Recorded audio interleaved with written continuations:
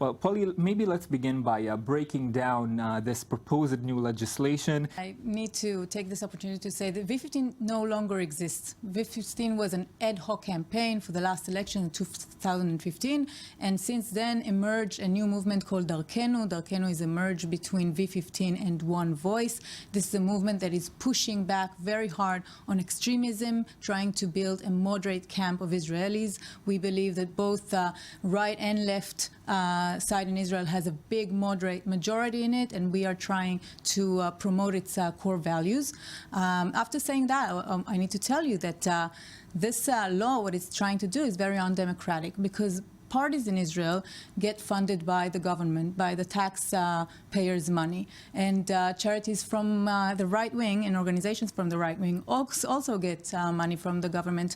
But organizations like ours that have a different opinion, that want to push back on the government's policy, don't have any funding from nowhere. Our only chance to raise our voice, and our voice represents hundreds of thousands of Israelis, is by asking people to donate money to us. And by the way, since this law was announced yesterday, or it's going to be tried to be promoted in the Knesset, a lot of people, hundreds of Israelis, went into our website and started donating to us once more, which is, it's brilliant. It shows that Israelis want to take part in the public sphere and raise their voice. So this is an interesting boomerang effect of this new legislation, that people are donating more. Where do you draw the line between political activism and free speech? I think this is very clear. It's a trend in Israeli Knesset today from the coalition to try and silence everyone who has criticism or has another opinion.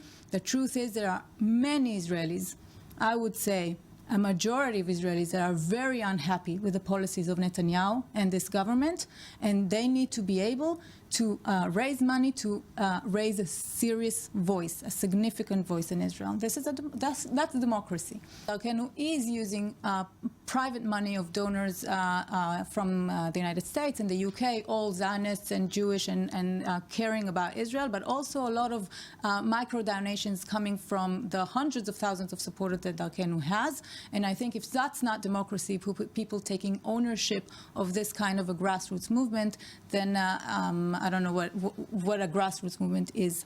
And also I want to tell you, I find it very bizarre that when we have threats like ISIS, threats like tunnels from the Hamas and missiles and people, and in a knife intifada, the Prime Minister is worried about and concerned about the citizens of Israel, and in a movement like ours, and fights the citizens of Israel instead of fighting the real threats around us. We find it very concerning. And I can tell you from our moderate camp side of things that every morning that we wake up and we see another attempt by the coalition to minimize democracy and put restraints on it, we're very, very concerned. We think that Netanyahu should be very concerned about the outer threats and not against the people that he finds inner threats. We are not an inner threat. We are citizens who love Israel.